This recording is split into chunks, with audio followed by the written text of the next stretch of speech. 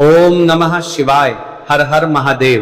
दोस्त हैं कि 2 अप्रैल 2026 यानी गुरुवार को पड़ रही है चैत्र मास की पूर्णिमा, व्रत और चिरंजीवी हनुमान जन्मोत्सव। और दोस्तों यह वह तिथि है जो चैत्र मास में पड़ने वाली सबसे बड़ी तिथि है, क्योंकि यह गुरुवार के दिन पड़ रही है और इसका बहुत ही बड़ा और विशेष महत्व होता है।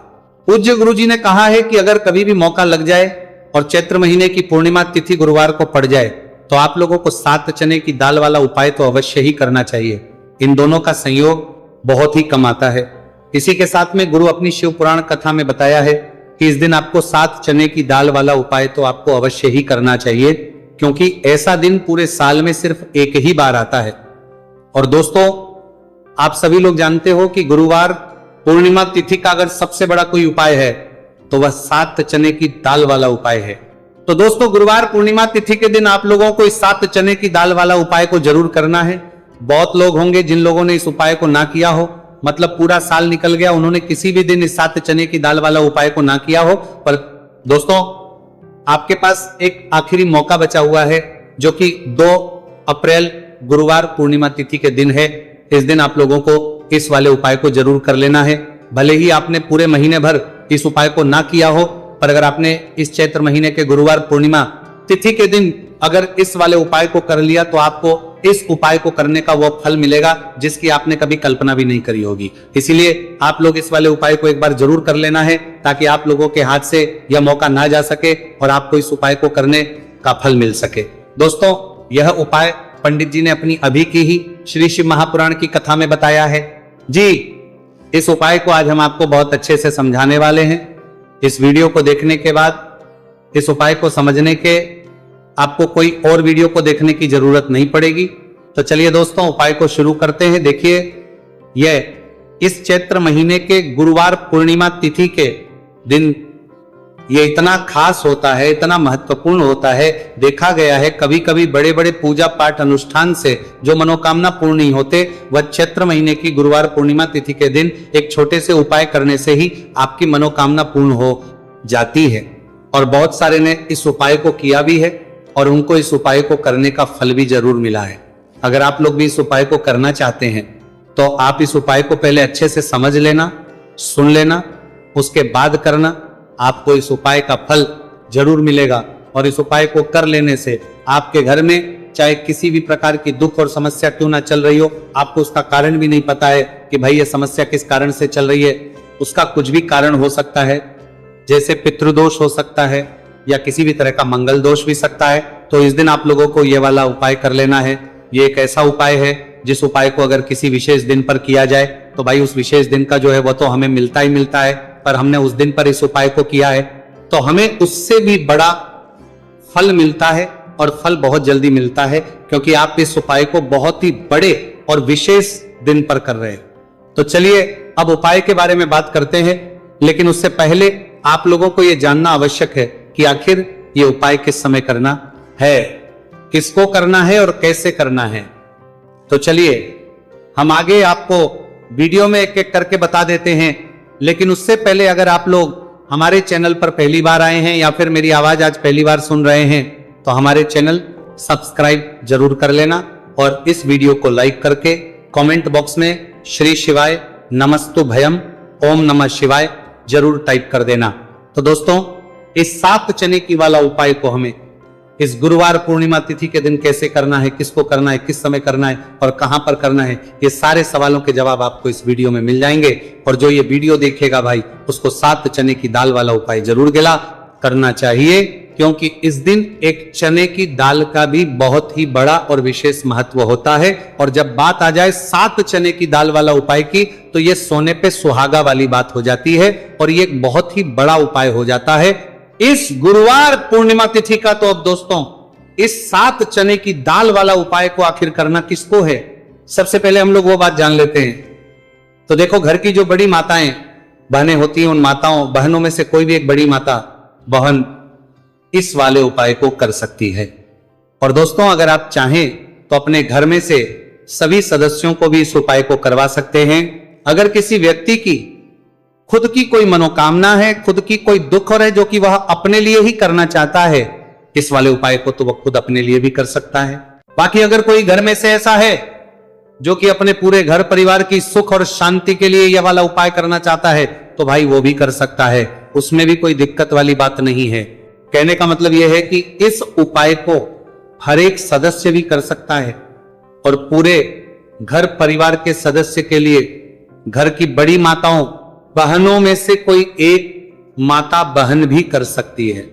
माताएं बहनें अगर घर में उपस्थित ना हो या वो उपाय ना कर पा रही हो, तो फिर घर का कोई बड़ा सदस्य भी इस 7 चने की दाल वाला उपाय को कर सकता है, चाहे फिर वह पुरुष ही क्यों ना हो, उसमें कोई भी दिक्कत वाली बात नहीं है। उसके बाद में दोस्तों जो अगला प्रश्न निकल कर आता है वही आता है इस उपाय को लेकर कि आखिर इस उपाय को हमें किस समय करना है, सुबह के समय करना है कि शाम के समय करना है। तो देखो, इस वाले उपाय को आप लोग सुबह के समय भी कर सकते हो और शाम के समय प्रदोष काल में भी करते हो। अब अगर आप पूछो कि भाई सबसे उत्तम समय कौन सा रहेगा इस 7 चने की दाल वाला उपाय को करने का, तो हम आपसे बस यही कहेंगे कि इस उपाय को आप सुबह के समय करेंगे तो ज्यादा बेहतर होगा। बाकी अगर प्रदोष काल शाम के समय भी करेंगे तो भी अच्छा होगा, उसमें कोई भी दिक्कत वाली बात नहीं है। तो अब दोस्तों जो अगली सबसे बड़ी और महत्वपूर्ण बात आती है वो ये आती है कि सुबह अगर हम उपाय को तो हमें कितने बजे से लेकर कितने बजे तक के बीच में करना है, और शाम के समय प्रदोष काल में करेंगे तो हमें कितने बजे से लेकर कितने बजे के बीच में करना है। तो देखो, सुबह जितनी जल्दी हो सके आप उपाय को करने की कोशिश करना। बाकी अगर किसी कारणवश लेट भी हो जाओ, थोड़ी देर भी हो जाए, तो 10 या 11 बजे तक भी आप उपाय कर लेना, पर 12 बजे से ज्यादा देरी ना हो, ठीक है, इस बात का ध्यान रखना। उसके बाद दोस्तों अगर शाम के समय प्रदोष काल की बात करें, प्रदोष काल का जो समय होता है वो शाम के 6 बजे से शुरू हो जाता है। मतलब शाम के 6 बजे से लेकर 7 बजे के बीच का जो समय होता है यह समय प्रदोष काल का समय होता है। तो आप इस उपाय को 7 या 8 बजे के बीच में भी कर सकते हो। मतलब शाम के 6 बजे से रात 8 बजे के बीच में आप कभी भी इस वाले उपाय को कर सकते हो, उसमें कोई भी दिक्कत वाली बात नहीं। चलिए जानते हैं उस विशेष उपाय के बारे में। देखिए दोस्तों, पूज्य गुरु जी की कथा के अनुसार ही इस उपाय को आपको बहुत ही विस्तार से समझाने का प्रयास करेंगे, लेकिन उससे पहले वीडियो को लाइक करें।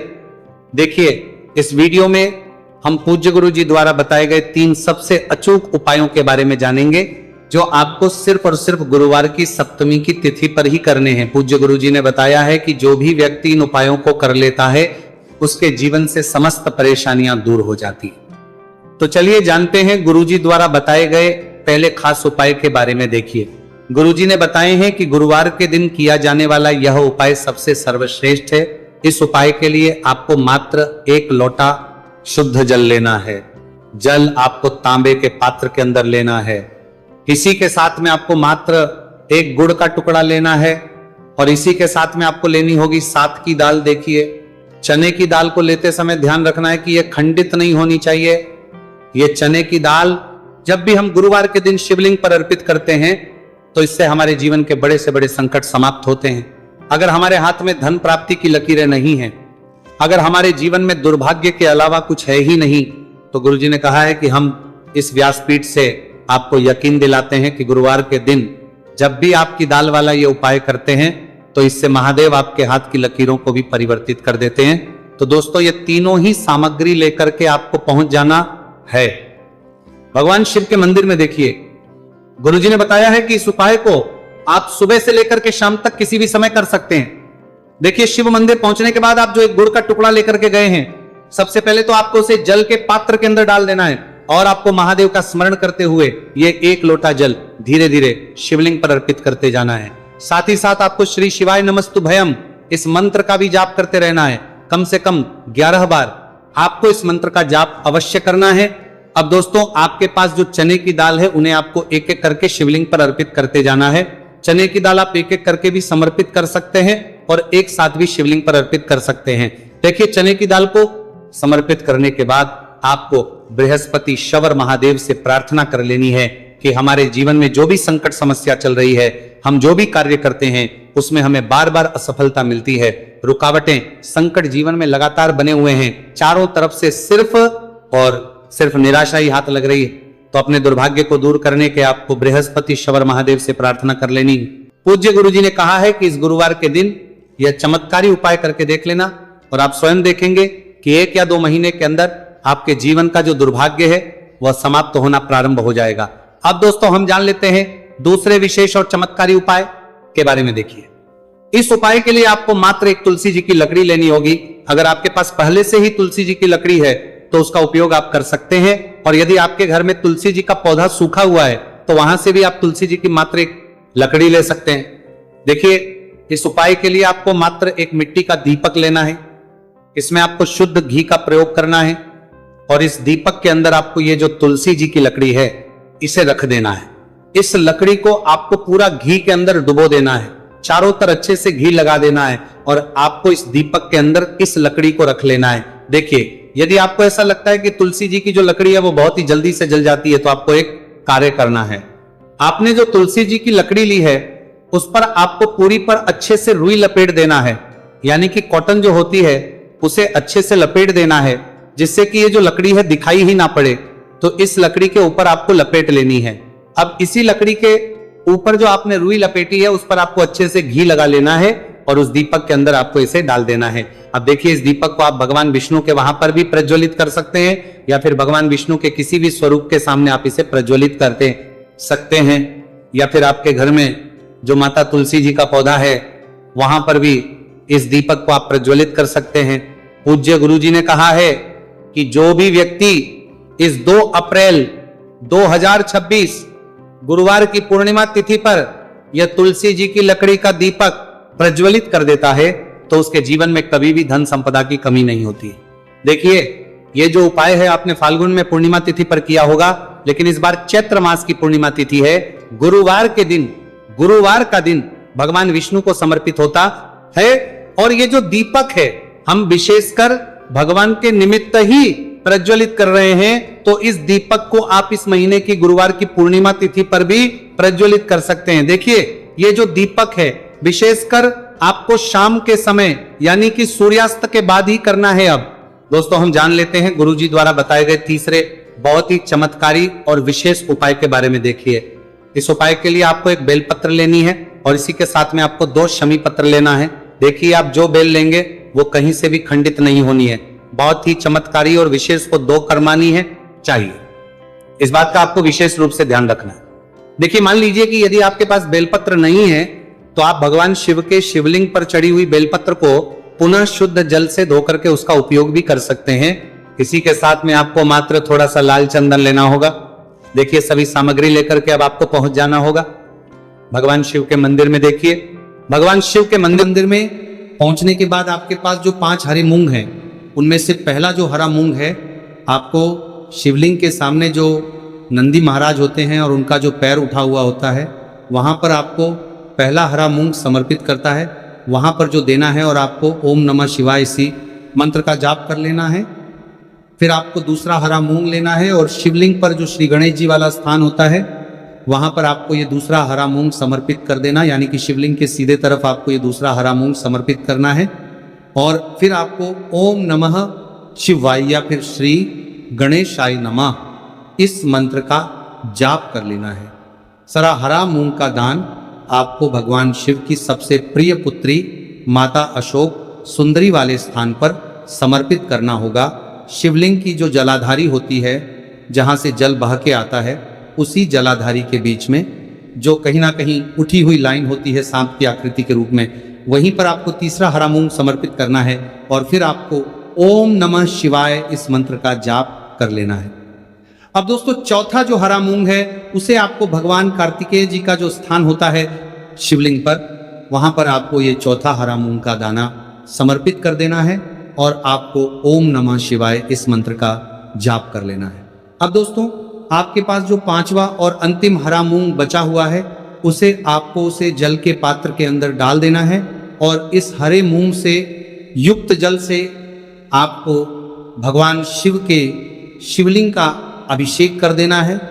धीरे धीरे समर्पित करते जाना है, और लगातार आपको शिव महापुराण के मूल मंत्र श्री शिवाय नमस्तुभ्यम इस मंत्र का जाप करते रहना है। फिर आपको शिवलिंग के सामने बैठकर, यदि आप अपने बच्चों के लिए ये उपाय कर रहे हैं, यदि आप अपने बच्चों के लिए महापुराण के मूल मंत्र में यहाँ पढ़ते जाना है, घोड़ा जितना की बेच की बुद्धि ज्ञान और विवेक के लिए उपाय कर रहे हैं, तो उसके लिए आपको प्रार्थना कर लेनी है या फिर व्यापार में वृद्धि करने के लिए ये उपाय कर रहे हैं, तो उसकी कामना करते हुए आपको प्रार्थना कर लेनी है। या फिर अपनी नौकरी के लिए कर रहे हैं, या फिर अपने इंटरव्यू के लिए, या फिर धन की प्राप्ति के लिए कर रहे हैं, जिस भी कामना के लिए आप उपाय कर रहे हैं उसे परिपूर्ण करने के लिए आपको महादेव से प्रार्थना कर लेनी है और फिर आपको वापस अपने घर आ जाना है। जो भी व्यक्ति इस उपाय को कर लेता है तो यकीन मानिए आपके जीवन की जो सारे संकट, कष्ट और बाधाएं हैं वह सभी समाप्त होंगे। अब हम बात करते हैं तीसरे विशेष उपाय। देखो, भाग्य का साथ आपको मिले तो गुरु बृहस्पति को मजबूत करना बहुत जरूरी होता है। इसीलिए पूज्य गुरुदेव ने एक बहुत ही सुंदर सा उपाय बताया था, जो कि है पीले चावल का थोड़े से अक्षत लेना, चावल लेना। अगर आपको ऐसा लगता है ना कि आपको किसी भी चीज में सफलता नहीं मिल पा रही है, किस्मत का साथ आपको नहीं मिल पा रहा है, तो पीले चावल लेना। पीले चावल कैसे करोगे? 11 चावल लेना, साबुत उसके अंदर पीली जो पीला चंदन है वो आपको मिला देना है और चावल को पीला रंग कर देना है, ठीक है। साथ में लेना है एक बेलपत्र और साथ में लेना है तांबे के पात्र के अंदर जल, ठीक है। ये तीनों सामग्री लेकर के रात्रि तक जब आपकी इच्छा हो तब आप ये उपाय कर सकते हैं। अब आपको क्या करना है? भगवान शिव के मंदिर में जाएंगे। जो एक बेलपत्र है वह माता अशोक सुंदर वाले स्थान पर आपको अर्पित करना है। डंडे का हिस्सा जलाधारी की तरफ हो चाहिए, उस प्रकार से आपको यह बेलपत्र अर्पित करना है। जब बेलपत्र अर्पित करोगे तब आपको कुंदकेश्वर महादेव का नाम लेना है, माता अशोक सुंदरी वाले स्थान पर, ठीक है। आप जो चावल के दाने हैं, जो अक्षत लेकर के आए हैं, वह भगवान शिव के शिवलिंग पर आपको अर्पित करना है। जब आप अर्पित करोगे तब आपको बृहस्पति शवर महादेव का नाम लेना है। बृहस्पति शवर महादेव ही एक ऐसे महादेव हैं जो आपके गुरु ग्रह को मजबूत करता है। तो आपको इस प्रकार से अर्पित करना है और अंत में एक लोटा जल धीरे धीरे पतले दरा से बृहस्पति शवर महादेव का स्मरण करते हुए या श्री शिवाय नमस्तु भयन का जाप करते हुए आप अर्पित करें। यह मात्र केवल और केवल बुधवार के दिन किया जाता है और यह उपाय बहुत ही ज्यादा प्रभावशाली है। ध्यान रखना, हल्दी का उपयोग मत करना। चावल में पीला करना है, चावल को तो पीला चंदन ही होना चाहिए, ठीक है। अब ये जो उपाय जो भी करता है, निश्चित तौर पर उसके जीवन के सारे अंधकार दूर होते ही होते हैं, उसको सफलता भी मिलती है, बृहस्पति मजबूत होते हैं, किस्मत का साथ उसको मिलने लगता है। ये उपाय अगर आप प्रदोष काल के समय करते हैं तो और लाभकारी सिद्ध होता है। तो दोस्तों, ये थे पूज्य गुरु जी द्वारा बताए गए कुछ बहुत ही खास उपाय। अगर आपको जानकारी अच्छी लगी हो तो वीडियो लाइक करिएगा। मिलते हैं फिर एक नए वीडियो।